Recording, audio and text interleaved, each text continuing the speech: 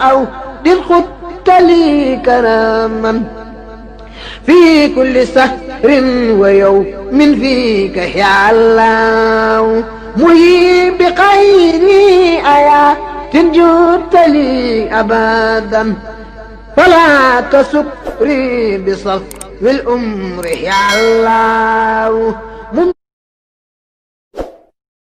Marketing et opérateur teew na fi li fare ci ministère de l'économie numérique et des télécommunications wax nañ ko sànq ku ñuy wax Yoro Moussa Diallo moo leen fi teewal.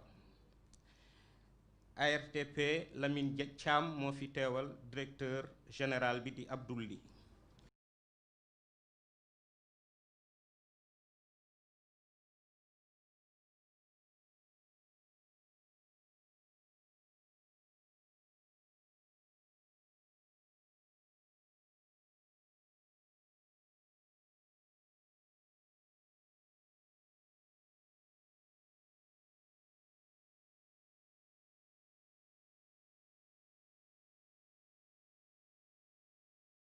mooy directeur exécutif bu Promobile rax ci dolli di directeur marketing et commercial teew na fi.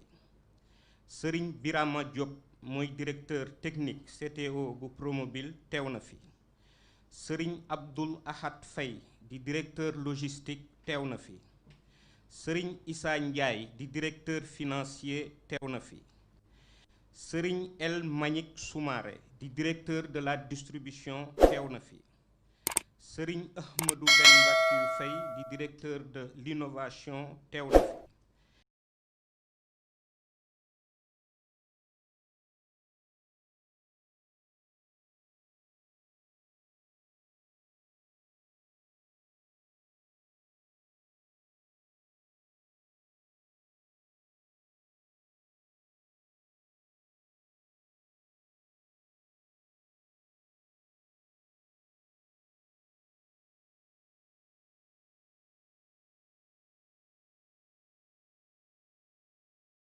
Communication teew nañ fi xarit yeeg am di jàmm yi ñépp teew nañ fi ñu di leen sant xataayu waxtu wi rekk a tax ñu bëgg jël kàddu gi jébbal ko aji dalal gi di Amadou Mbackiou Faye moo wax ak askan bi buñ ci noppee ñu jox Serigne Sékou Dramé mu joxe ay kàddoom ci teewal ministre bi wax ñu signé def point de presse Serigne Amadou Mbackiou Faye.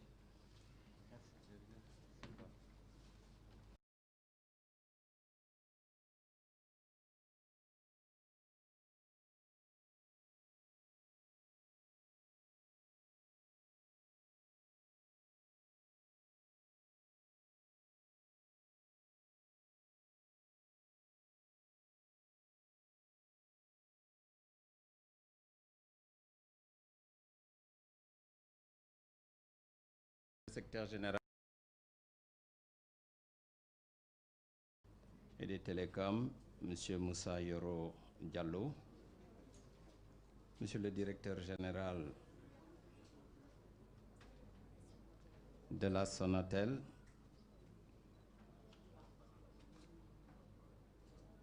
Mesdames, Messieurs, chers invités. Permettez-moi tout d'abord, en ce jour historique, de souhaiter à vous tous, surtout à Monsieur le directeur général de la Sonatel et à ses collaborateurs, la cordiale bienvenue au siège de Promobile Sénégal. Aujourd'hui, mon plaisir d'être ici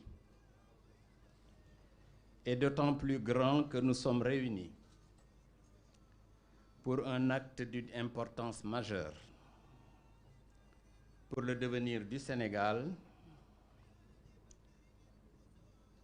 qui est la signature d'une convention d'opérateurs dans le cadre du lancement des activités de téléphonie de Promobile, premier MVNO en Afrique de l'Ouest et évidemment du Sénégal. malgré par ailleurs la précipitation de quelques-uns pour pouvoir dire que nous avons signé. Mais tout le monde se rendra compte à l'évidence que nous serons les premiers et nous sommes le premier MVNO au Sénégal. Dans l'effectivité même du démarrage de nos activités. Dans son message à la première édition du Forum numérique, le 15 mars 2018, Son Excellence, M. Macky Sall,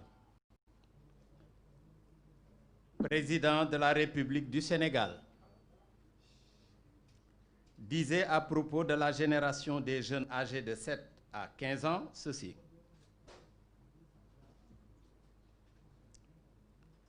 À l'horizon 2025, ils auront entre 15 et 22 ans. Mon ambition est qu'ils vivent en ce moment-là dans un Sénégal numérisé et digitalisé. Un Sénégal en réseau et ouvert au monde. Un Sénégal encore plus fort, plus puissant et plus riche de ses talents, de ses intelligences et de ses énergies créatrices dans un secteur du numérique qui est en train de changer la face du monde. Fin de citation. Vous comprenez dès lors que mes premiers mots devant cette Assemblée soient d'exprimer toute ma gratitude et ma reconnaissance au président de la République Macky Sall pour cette vision à laquelle il a bien voulu associer le secteur privé national. Je tiens aussi à remercier particulièrement tout son gouvernement, le ministère des Finances, le ministère de l'économie numérique et des télécommunications, le président du collège de l'ARTP, le directeur général de l'autorité de régulation des télécommunications et des postes, Abdouli, et l'ensemble de leurs collaborateurs qui se sont engagés de façon résolue à faire de cette signature de convention entre le groupe Sonatel et le groupe Sulus Télécom Promobile une étape historique de l'évolution du secteur des télécommunications au Sénégal. En effet, de par son essor, les télécommunications constituent un secteur stratégique de l'économie de notre pays, dont la contribution non négligeable à la croissance est estimée à 4,72% au premier trimestre 2018, d'après une étude de l'ANSD. La valeur du marché des télécommunications du Sénégal est évaluée à 772 milliards 899 millions et les investissements de l'ordre de 167 milliards de francs CFA en 2019, d'après le rapport de l'ARTP. Les statistiques sur l'emploi montrent que le secteur tertiaire absorbe une part importante de l'emploi salarié national. Par ailleurs, il constitue le troisième contributeur à la création d'emplois après le secteur des transports et celui de la restauration. Et la part des emplois générés est évaluée à peu près à 2,4% en 2019 contre 2,6% en 2017. La vision du président de la République, Macky Sall, de faire du secteur des télécommunications et de l'économie numérique un moteur de développement économique et social à l'horizon 2025 est soutenue par premièrement l'élaboration de la stratégie Sénégal numérique 2016-2025, l'actualisation et le renforcement du cadre juridique du secteur des télécommunications avec l'adoption des textes relatifs aux modalités d'attribution de l'autorisation d'opérateurs d'infrastructures, au partage d'infrastructures de télécommunications et à l'entrée des fournisseurs d'accès Internet FAI avec un régime d'autorisation. La facilitation de l'accès avec l'introduction de 3 opérateurs mobiles virtuels MVNO, la mise en place d'un point d'échange Internet au Sénégal dénommé Senix, permettant de garder le trafic local en local. Les études architecturales et géotechniques en cours de réalisation pour le parc des technologies numériques, la mise en place d'un vaste programme visant à réduire la fracture numérique entre les sexes et à créer un environnement politique et des investissements qui favorisent l'égalité numérique. La création de 3000 km de fibres optiques du projet large bande de l'ADIE. L'identification des abonnés mobiles et la fiabilisation des données des opérateurs, la mise en place du Centre national de supervision du trafic téléphonique, l'Internet à haut débit avec la 4G+, et enfin la mise en place de la portabilité des numéros des abonnés mobiles, de l'élaboration des études de faisabilité pour la mise en place de l'Observatoire national du numérique et d'un fonds de développement numérique. C'est dans cette dynamique qu'il faudrait également inscrire le partenariat stratégique avec le groupe Sonatel, légitime de par son ADN, d'opérateur historique et leader dans la transformation numérique à travers ces technologies, réseaux et services. Cette convention qui ouvre à Promobile les infrastructures du réseau de Sonatel sont l'occasion pour nous de contribuer de manière active au développement du secteur des télécommunications et de ses services associés pour le plus grand bien des populations sur l'étendue du territoire national. Mesdames, Messieurs, des réceptions du décret 2018-595 du 15 mars 2018 portant approbation de la convention de concession et du cahier des charges de Sirius Télécom Afrique, l'autorisant à exercer des activités d'opérateur de réseaux virtuels, MVNO, et l'attribution de l'indicatif 75 par l'ARTP. Nous avons pris sans tarder toutes les dispositions nécessaires pour le démarrage effectif de nos activités au premier semestre de 2019.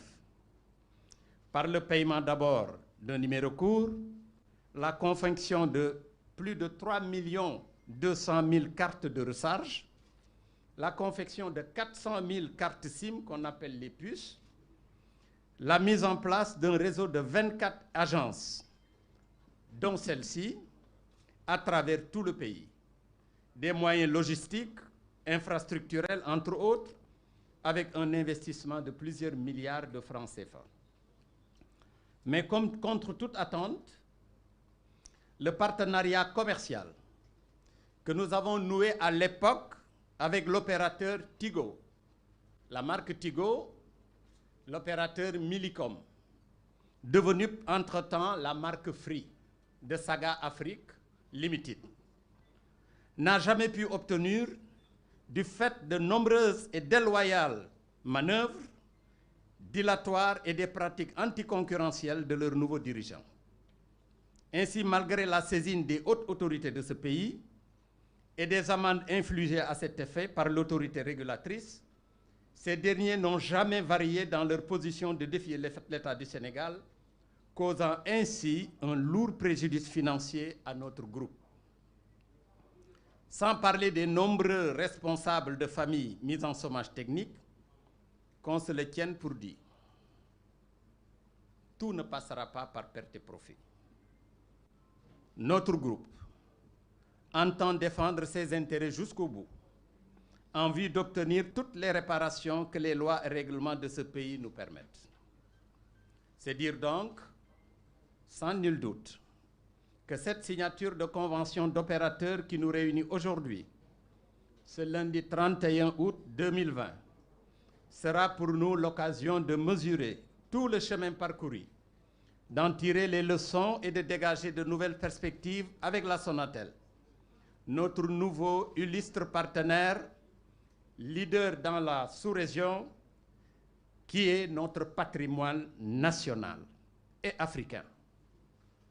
Et je précise que la Sonatel est la Société nationale des télécommunications, qui est une société nationale sénégalaise et une société panafricaniste. Vous savez très bien que le groupe Sonatel est présent au Mali, présent en Sierra Leone, en Guinée et en Guinée-Bissau. Et le capital de cette société est détenu à plus de la majorité par l'État du Sénégal, le personnel de la Sonatel et des actions flottant entre les Sénégalais et les Africains d'une manière générale. Je pense que le directeur général ici présent de l'assurance sécurité sénégalaise ne me démentira pas. Dans notre portefeuille, je pense que nous avons un bon paquet d'actions de la Sonatel qui est évalué à peu près à presque 1 milliard de francs CFA. Et tant d'autres compagnies et tant d'autres sociétés.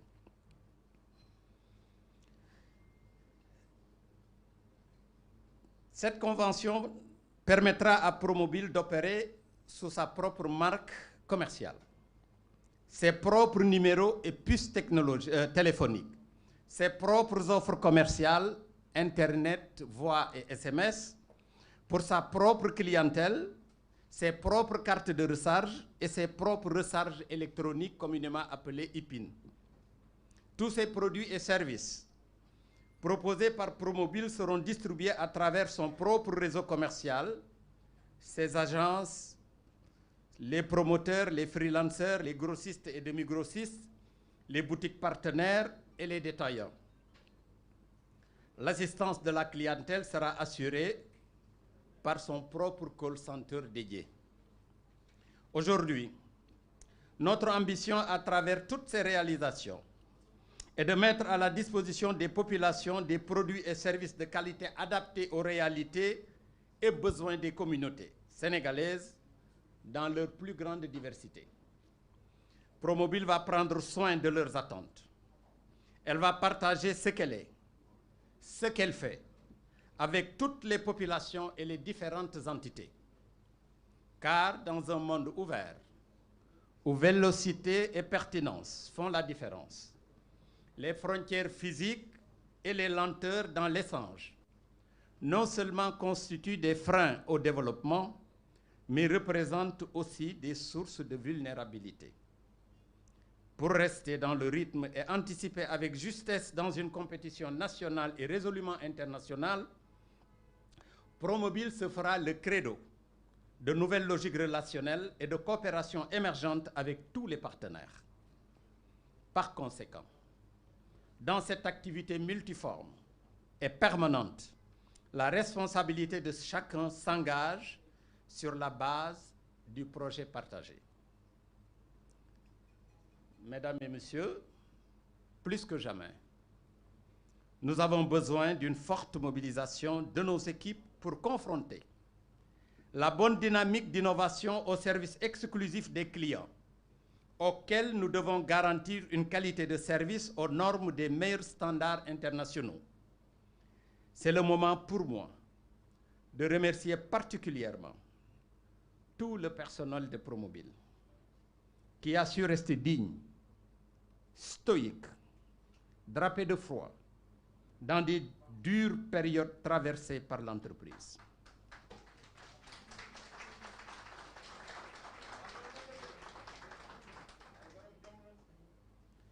Mes pensées vont naturellement à feu Ousmane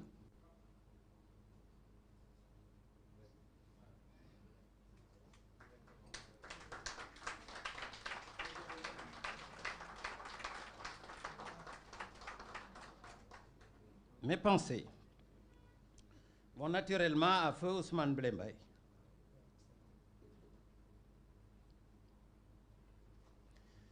Notre directeur général qui nous a récemment quittés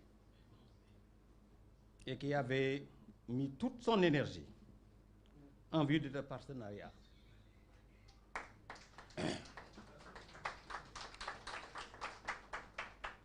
Qu'Allah l'accueille dans son paradis. Il incarnait la jeunesse et le dynamisme du personnel de Promobil. C'est pour cela que j'ai décidé personnellement de baptiser ce siège, qui est notre agence principale, et pour commémorer sa mémoire et pour que Ousmane reste en permanence, et de nommer cette agence principale de Promobil, agence Ousmane Blembay.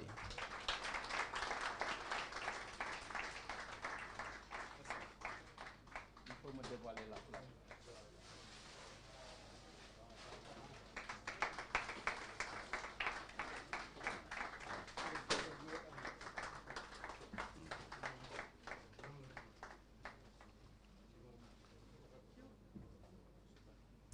Mes remerciements vont aussi à l'endroit de l'ensemble de mes collaborateurs et membres du personnel des autres sociétés de mon groupe, à mes amis banquiers et assureurs qui ont, à travers leurs engagements, leur soutien et leur dévouement à tous les jours, contribué, eux aussi, à la naissance de ce frelon qu'est Promobil.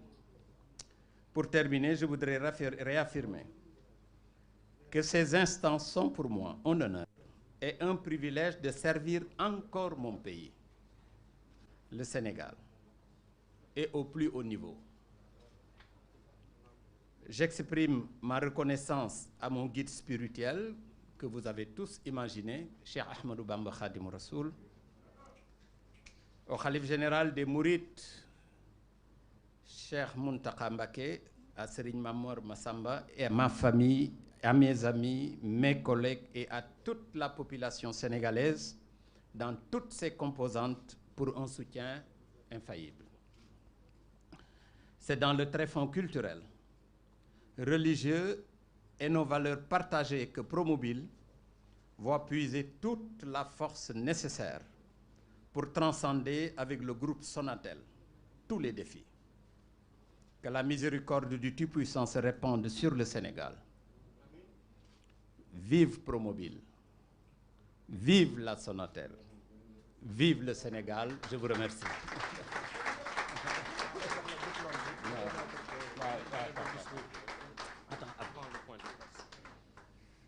Xam naa damay bàyyi le directeur général de Sonatel, mais jaadu na ñaari moo rek en wolof yoo xam ni déjà du sax dañuy tënk discours bi, mais dañuy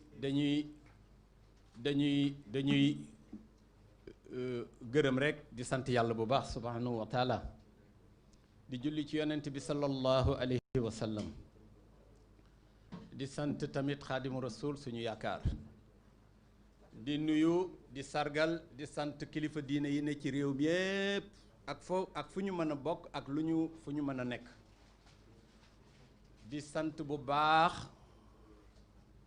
di gërëm tamit directeur général bu Sonatel. Xam ni lii yombul woon waaye mu taxaw ak équipe am xam ni lii lenn rekk mooy li ko njor mooy ñu liggéey Sénégal ñu liggéey Afrique. lii dara raxu ko lu dul liggéey, te nit mënul liggéey lu dul fi mu nekk ak fi mu dëkk. feneen foo dem doxandéem ngay dëkk tudd, kon nit bu nekkee ci dëkkam nga xam ni fii la cosaanam nekk, fii la mën a taxaw liggéey fii rekk la mën a liggéey. te ñun wutuñu dara lu dul bëgg a liggéey, te it du liggéey ñun lu ñu jariñ ñuñ rekk. dañoo bëgg doomu aadama yi nga xam ni ñoom nekk ci réew mi doon ay gune doon ay ndaw am xëy di liggéey di mën a suturaal seen bopp di mën a yóbbu ci seen wéyjur, te loolu mooy développement dëkk. développement boo ci dindee le développement humain, développement du am, c'est impossible. parce que nit ki bala moo développé am lu mu sàmme ngorom lu mu sàmme ngorom nag mooy am xëyam di daan ñaxam di tuur ñaxam bu la mu liggéey bu jotee ñu jël la nga xam ne lii mooy ak xam ñu jox ko Sonatel bi nga xam ne moo ñu accueillir mi ngi employé lu jege ñetti junniy sénégalais ñetti junni ci ay sénégalais te ñu xam famille sénégalaise ni mu yaatoo nga xam ni benn nit du pour fukki nit de benn nit pour téeméeri nit la ci suma bopp laa koy xamee ndax benn laa ci sénégalais yi ñu jël li nga xam ne lii patrimoine la ci réew mi ndax Sonatel nit ñi dañu war a delloo seen xel ca gannaaw la ko jur la ko juróon ba ni mu egsee fii tàmbalee ca office des postes et télécommunications PTT ba ñëw ci Télé Sénégal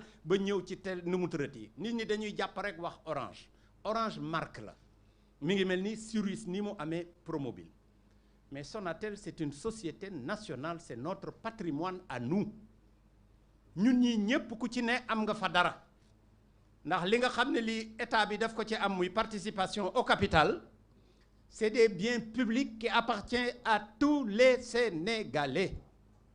En plus de cela, il y a encore mieux, il y a des Sénégalais qui sont actionnaires. Donc, nous tous, à travers nos structures, à travers nos sociétés ou individuellement.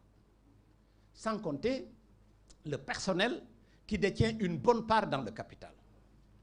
Sëñ bi loolu ku ko jaawale ku ne la ngay wax xamuloo ko waxuñu nag jëble ci kenn ndax wolof day faral di wax weddi du ragal dindi tuuma la dañuy jékki-jékki di wax tubaab nangam ak nangam am na loo xam ni sax nañ ko ba xel nous sommes dans un pays sous-développé qui n'a pas beaucoup de moyens qui n'a pas en quelque sorte une capacité technologique de pointe donc nous avons besoin de l'étranger waaye nañ xam ne tamit y a des secteurs et des sous-secteurs yoo xam ne yi mën nañ ci xajal sénégalais yi ñu mën ci am dara mën ko delloo sénégalais yi ak xale yi nga xam ne ñoo ngi ci école yi chaque année des dizaines de milliers de bacheliers sortent il y en a qui sortent au niveau du premier cycle secondaire il y en a qui sortent avec des diplômes de bac plus 4 plus 5 plus 6 plus 7 ces jeunes sénégalais ont besoin de travail je pense loolu moo guidé le président de la République à créer ce secteur des MVNO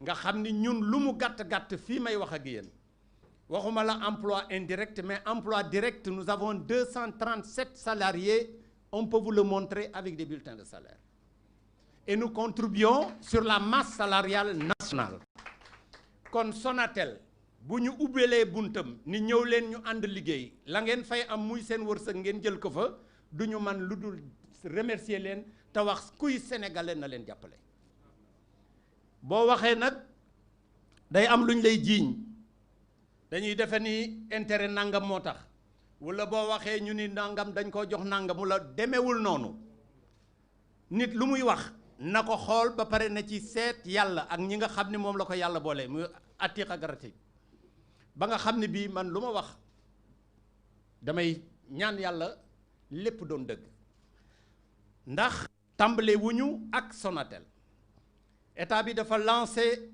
appel d'offres ñu soumissionné remplir conditions yépp ARTP dépouillé ñu choisir ñu te yam amoon na fanweeri nit yu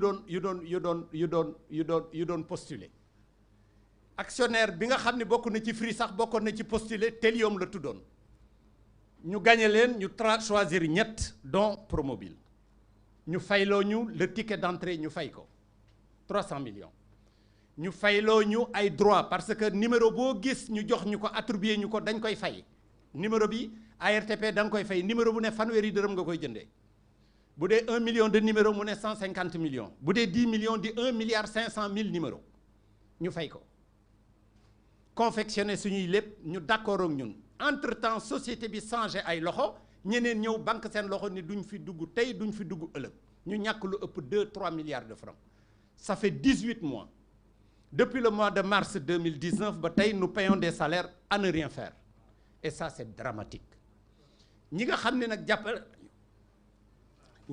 jàppale nañu te xam ni liggéeyal réew mi moo leen soxal muy Sonatel na leen sénégalais yi jàppale xam ne li ñuy wax ci wax Sonatel loolu lépp du waxi caaxaan bu ay nit créer seeni association créer seeni nangam taxaw ci mbedd mi di wax loo xam ne xamuñu ko nit lu muy wax lu ne war na dem ba ca biir gëstu ko te les sociétés qui sont des sociétés commerciales obéissent à des normes, obéissent à des études, obéissent aussi à des paramètres que le commun des Sénégalais ne peut pas comprendre. Tu t'endettes, tu investis, tu as besoin d'avoir un retour sur l'investissement. C'est aussi simple que ça. Et enfin, en finish, la société que nous partageons en commun, qui est une société nationale, distribue des dividendes qui vont revenir au public. Kon bon, dañ leen war a jàppale moom mu xam loolu jàppale ñu accueillir ñu yàlla boo leen réccu li ngeen ñu accueillir en votre sein. On n'est pas là pour cannibaliser le système.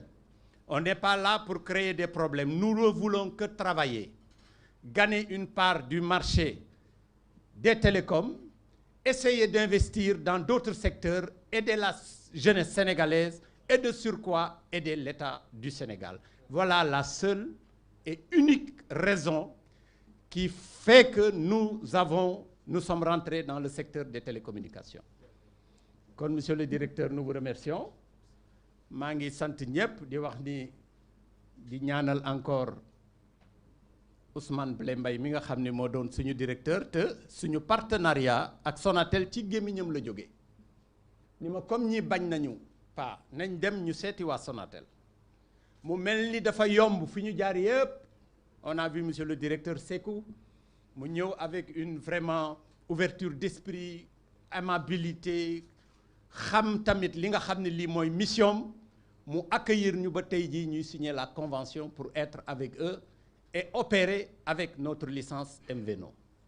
Ousmane moomu nag lii la yàlla dogaloon ci moom ndax yàlla moom dafa ni xalaxal mawta wal xayaat yàlla dee la jëkk ak bindu dund te tey kenn mënuloon a fexe ci ñun ñii ñëpp ba mu fekke ko te ñun ñi it kenn xamul kuy topp ci moom waaye moom la ma waroon a def ci mission def na ko ñoo ngi ñaan yàlla yi teral ko teeru ko yërëm ko ba nga xam ni buñ ko bëggoon ni dellu sil fii sax mu bañ ndax teraanga ju ko yàlla defal fële mu nekk ci barzak di weesal suñu ñaan ak jaalam way juróom bu jigéen ak magam ak i rakkam ak i soxnaam ak i doomam li ci des boo ko waxee day mel ni du populisme te ñun on n'est pas populiste waaye yàlla xam na li ñu yéene ci moom yàlla xam na li ñu yéene ci njaboot gi mu fi bàyyi yàlla nañu yàlla dimbali ba yéeni joogu ñu am yépp yàlla may ñu mën ko def accompagner leen ba ñu doon ay mag looloo tax ñu ni suñu siège bi nga xam ne am nañu ñaar fukki siège ak juróom à travers le Sénégal.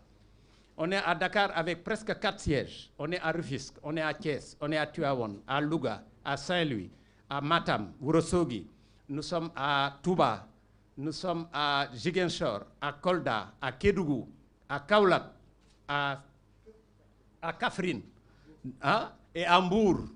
Donc nous sommes partout au Sénégal pour pouvoir aider vraiment les populations à avoir une approche directe sur aujourd'hui ce qui constitue un outil, c'est-à-dire c'est pratiquement notre compagnon de tous les jours qui est le téléphone mobile et les autres services que nous allons faire avec la Sonatel parce qu'on ne s'arrêtera tout simplement pas au fait d'être MVNO. Nous allons signer un partenariat de distributeurs de tous les services et produits de Sonatel. Vraiment loolu jar na tàccu et puis ngeen di leen féliciter te di ñaan yàlla boo leen ci am dara loo leen di rëccu yàlla nañu dem ba nga xam ni mu nekk un amour à vie éternelle. kon lii mooy li nga xam ni mooy agence bi nga xam ni bu ma sañoon ñu tudde ko Ousmane Blé nga xam ni ba kenn xamul fu muy am ku tudd Promobile sa xel dem ci moom maa ngi leen di gërëm di leen sant je vous remercie. Le personnel avait voulu faire un diplôme de reconnaissance. Je ne sais pas si son frère est là. Il est là pour que mu mën a ñëw jël ko. Merci beaucoup. Vous venez par là. Ok.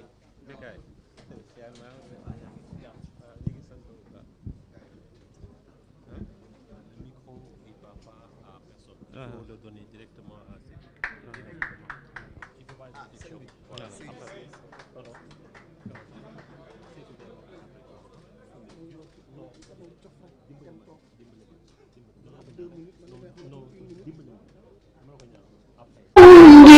وسكري مرداي ما أن مني يقص دون سخط منك يا الله يا عندي وسكري مرداي ما أن مني يقص دون سخط منك يا الله كان قطعي ما كنت أندب بخير كسب إلى الجماعة يا الله خير قتالي ما كنت أندب بخير كسب إلى الجماعة يا الله أرسلت لي واجد الأسمان دونانا لك الوجود راسي لبان يا الله يا ماجد الألية دارين متليا بخير كب de l'économie numérique et des télécommunications, Monsieur l'administrateur général de Sirius Télécom Afrique, Monsieur le représentant du directeur général de la RTP, Messieurs les guides religieux, Messieurs les représentants d'associations de consommateurs du Sénégal, Mesdames et Messieurs les journalistes, Mesdames et Messieurs, chers invités. maa ngi leen di ziar di leen ndokkal ak di feddali suñu kóllëre di ñaan ci at mu bees mi ñu dugg mu ànd ak jàmm ànd ak yokkute ci fànn yépp te di ñaan te di sàkku ñaan ci kilifa yu fi teew suñu borom jëlee fi mbas mi. Mesdames et messieurs, permettez-moi à l'entame de mon propos d'avoir une pensée pieuse pour le repos de l'âme de feu Ousmane Blé Mbaye. Monsieur Makiyu Faye l'a dit, c'est lui qui a théorisé ce partenariat que nous signons aujourd'hui. Et il n'a cessé d'œuvrer pour sa matérialisation. Puisse Dieu lui accorder l'accès au paradis. Amen. Monsieur l'administrateur général, cher Makiyu, au nom des équipes de Sonatel, je voudrais te remercier pour le choix porté sur Sonatel pour accompagner le développement de Sirius Télécom Afrique. En sa qualité d'acteur majeur du développement de l'écosystème numérique au Sénégal et dans la sous-région, Sonatel s'est donné pour ambition d'être un groupe résolument orienté client, partenaire privilégié de la transformation numérique de nos sociétés. Cela exige de nous de continuer à préserver une tradition bien établie, une tradition d'investissement structurant à la pointe de l'innovation. Cette année, Sonatel va encore investir près de 100 milliards au Sénégal pour le développement du secteur des télécommunications. Mus par notre culture d'excellence opérationnelle, nous poursuivons sans relâche nos efforts pour améliorer la couverture mobile, pour mettre à disposition de nos clients, partout au Sénégal, les technologies les plus récentes et les plus appropriées, mais aussi pour renforcer nos infrastructures et la connectivité internationale. Rien que cette année, ce seront plus de 1000 sites 4G, plus de 500 sites 3G que nous intégrerons à notre réseau. Nous avons mis en service au mois de mars dernier le 4e câble sous-marin au début du Sénégal en nous connectant au câble MainOne, mettant ainsi à la disposition du Sénégal et de nos clients une capacité additionnelle de 300 gigabits. Depuis toujours, Sonatel a démontré sa volonté d'être le partenaire de confiance de la transformation numérique. Cela nous pousse à ouvrir nos infrastructures et nos plateformes à tout l'écosystème, y compris à de potentiels concurrents. Nous accompagnons ainsi le lancement des fournisseurs d'accès à Internet. Nous mettons à disposition des autres opérateurs nos tours, notre réseau de transmission, notre capacité Internet, nos équipements d'énergie pour leur permettre d'accélérer leur développement. De par notre politique d'investissement, nous nous donnons les moyens de nouer des partenariats tels que celui que nous signons aujourd'hui. Mesdames et messieurs, notre partenariat avec ProMobile est une première en Afrique de l'Ouest. En ouvrant cette nouvelle page du secteur des télécommunications au Sénégal, Sonatel renforce sa tradition de leadership en restant un pionnier du développement des nouvelles technologies, l'information et de la communication dans la sous-région. Ainsi, Sirius Télécom Afrique accédera au réseau 4G+ de Sonatel, assurément le meilleur réseau du Sénégal, largement présent dans toutes les localités pour pouvoir lancer ses services voix et Internet haut débit. Nos équipes respectives ont travaillé sans relâche ces dernières semaines pour une mise en service opérationnelle dans les meilleurs délais. C'est l'occasion pour moi de les féliciter, notamment les équipes de la direction de la stratégie du développement de Sonatel, les équipes de la direction des opérateurs et relations internationales, les équipes de la direction des réseaux, celles aussi de la direction du système d'information, mais aussi les équipes de ProMobile qui sont restées mobilisées pendant toute cette étape. Cet acte pionnier que nous posons, je l'espère, permettra de développer un esprit de prospérité partagée pour tous les acteurs de l'écosystème. J'espère également que ce partenariat permettra à ProMobile d'aller de l'avant après tous ces mois de bocage et de développer de nouvelles offres innovantes répondant aux réalités et aux besoins des populations sénégalaises. Nous pensons que cette initiative est une contribution majeure au volet numérique du plan Sénégal émergent pour accélérer le développement du Sénégal, impulser des innovations majeures et permettre au secteur public national d'exploiter de manière optimale les opportunités qui lui sont offertes. Mais c'est également un moyen de permettre le développement de services numériques de qualité, accessibles et abordables pour toutes les couches de la population. Je voudrais, pour terminer, remercier les autorités qui nous ont permis de sceller ce partenariat. Et je réaffirme aujourd'hui que Sonatel reste ouverte à renouveler ce type de partenariat gagnant-gagnant avec tous les acteurs de l'écosystème au bénéfice des clients et au bénéfice également du renforcement du leadership du Sénégal et de l'attractivité en matière de TIC.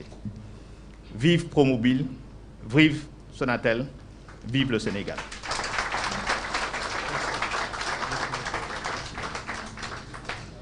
Voilà, merci beaucoup monsieur Sékou Dramé. Ñi ngi rafetlu teewaayu madame Niania Diop Sow di conseiller technique ministère des finances et du budget mi ngi fi teew. Délégation AIS Serigne Mame Cheikh Mbacké, Serigne Babacar Cissé teew na fi, Serigne Aliou Sanké ak président cadre unitaire bu l'islam ak Serigne Cheikh Tidiane Sy Al Amin. ñu ngi leen di sant bu baax di leen gërëm. Kon nag dañuy jël kàddu gi jébbal ko ku ñuy wax Serigne Yoro Moussa Diallo nekk fi soxna Ndeye Tické Ndiaye Diop ministère de l'économie numérique et des télécommunications. Monsieur Diallo, vous avez la parole.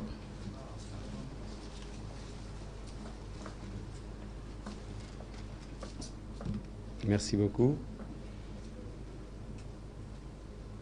Monsieur le directeur général de la Sonatel, Monsieur Mbakiou Faye, président directeur général de Sirius Télécom,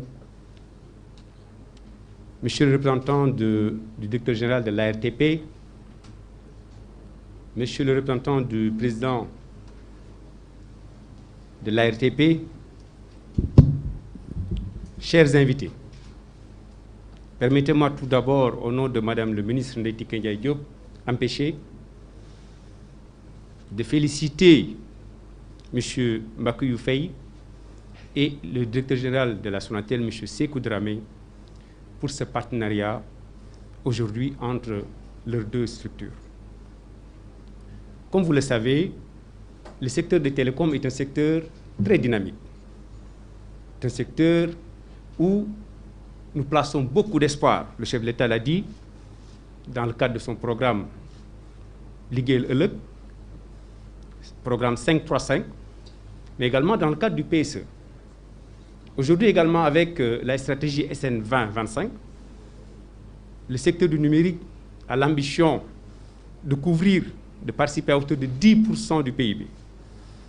Mais également la création d'emplois, à la création de la richesse nationale.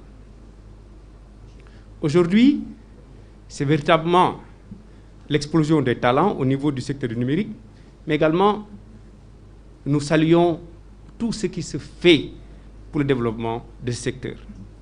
Je ne vais pas être long, en tout cas c'était juste pour féliciter ce partenariat entre les deux structures, souhaiter effectivement que les populations y trouvent leur compte, que l'Internet soit de qualité, que les services fournis soient de qualité. C'est tout ce que nous souhaitons et nous sommes à côté de ces structures et nous souhaitons plein succès à ce partenariat gagnant-gagnant entre Sirius et Sonatel. Je vous remercie. Merci, M. Diallo. Nous saluons la présence de M. Serigne Mboup, du patronat, de M. Gaston Meng, de M. Fall des résidences Mamoun et de cette forte délégation qui nous vient de Massalikul Jinaan. Nous les remercions tous de leur présence. Baye Bekay, xam naa li ci des mooy def signature diggante Serigne Mbackiyou Faye ak M. Sékou Dramé. Bu ñu jàllee ci signature bi ba noppi ñu may leen ñu jàkkaarloog ak taskatu xibaar yi ñu joxe ñaar ba ñetti laaj bu ko defee ñu daal di tënk jotaay bi kon nag soxna Fabienne bu fekkee yëfi jàppandi na rek monsieur Dramé ak monsieur Faye jege si ñu voilà ñu def ci kii bi Baye Bekay. balaa ñoo signé ngeen baal ñu kàddu yi ñu ci yëkkati kàddu yi jarbaat la bu am di jaay ju am jom ju nangoo liggéey juy fierté ay mbokkam di fierté ñi mu dëkkal koo bokkal rek fierté nga ci moom koo liggéeyandool fierté nga ci moom ku ànd ak yow fierté nga ci moom lii nga def nii lii mooy doomu un vrai citoyen un républicain ku bëgg réewum Mbackiyou Faye rek lay nirool donc ngaa liggéey am nga jom am nga fulla bëgg nga sa réew am nga taalibe te loolu rek doy na ci doomi aadama lii nga sumb nag ñun li ñuy ñaan yàlla na ko yàlla sottil yàlla na nga ci am ndam sa ndam mooy ndamu Sénégal sa ndam mooy sa ndami mbokk sa ndam la ñuy wër fu nu toll ndaxte foo toll rek ndamu réew mi rek nga bëgg fay yàlla na la yàlla taxu di am mbégte nag ci Sonatel yéen nii rek ngeen mel sonalu leen kenn liggéey donc mu leen tax a jóg jërë ngeen jëf. Monsieur Faye, monsieur Dramé, les stylos. Ah, c'est orange.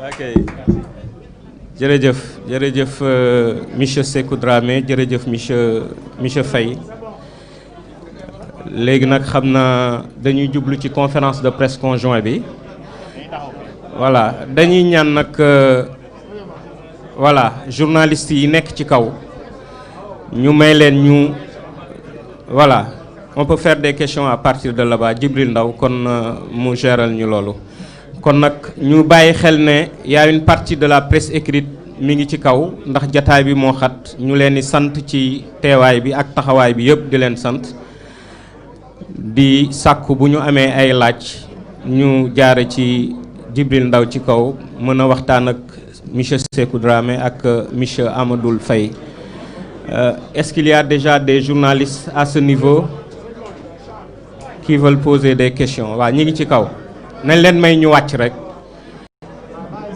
waaw tu règles ça Djily voilà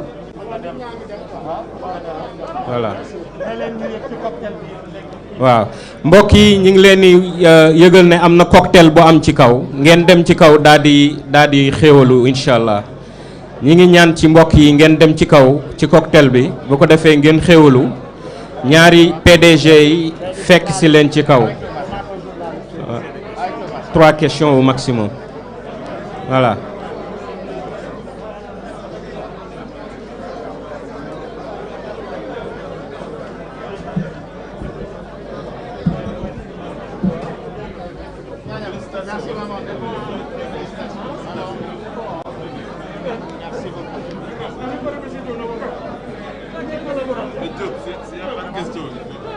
non la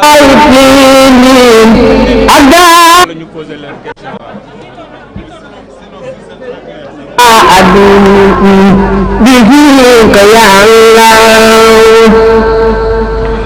يا من له الأمر يا من لا شريك له وفي وما بالوعد لذيك يا الله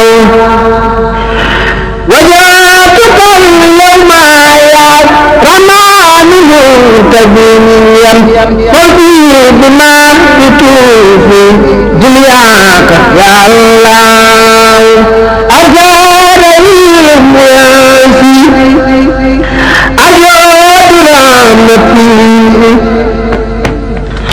ألا ألاق يادر منك يا الله أجار المياسي أجار رحمتي ألا ألاق يادر منك يا الله مليك يميني وقل بزول يا مليك بلا إسان بن بيجو دين منك يا الله خدست سري يا قدوس متليا عني وعن كرادي تدار يا الله أنت سلام لاسي سلمت كل يوم ويوم بنفسي بيتي منك يا الله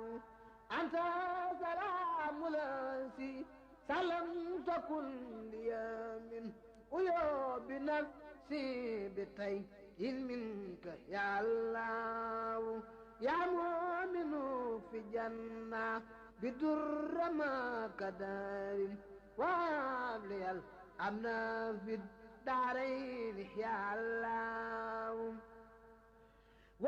وبالمؤمن لس أبي استرايك ما قبيت سرا إلى الجماعة يا الله أنت العزيز الأسي أقيم بإيستي إذا يقال لدول التكريم يا الله أجبرت لي إنك الجبار دون لقم كل الإداء بلوسي لاخترت يا الله أجبرت لي إنك الجبار دون الإنقاذ كل الإداء بنفسي لاخترت يا الله كرهتني كل في كبر بلا كل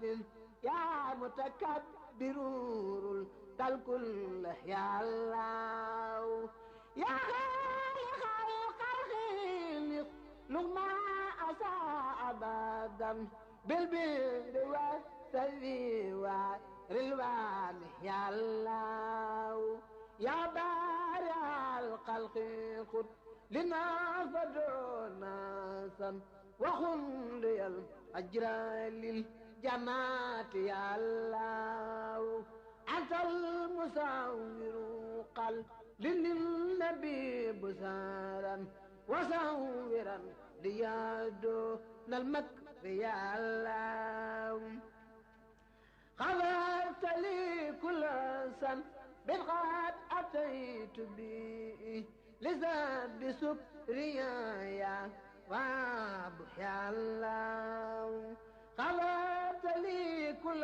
سن بالغاد أتيت به لزاد بسكريا يا خضار يا الله خارت لي رديئة دعي بلا سبب مني غمدتك يا خار يا الله وابتلي منك سهلا فاخ مسألتي فلا كسب ريايا وأبو يا الله لغوت أزمان اللج يا من له أموره وخوت لي رصايا رزاق يا الله فتات لي كل بعث بن كنت ذاتئا لأوليائك يا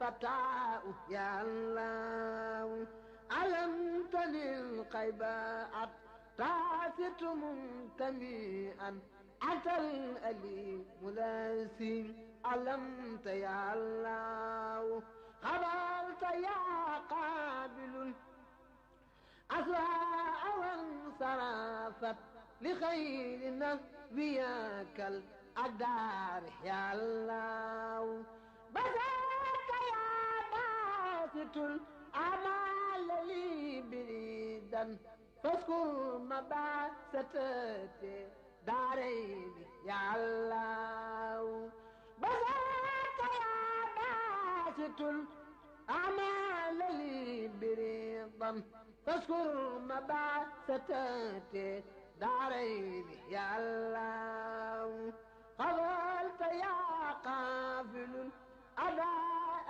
لي وما لو لخير نهري بقفل منك يا الله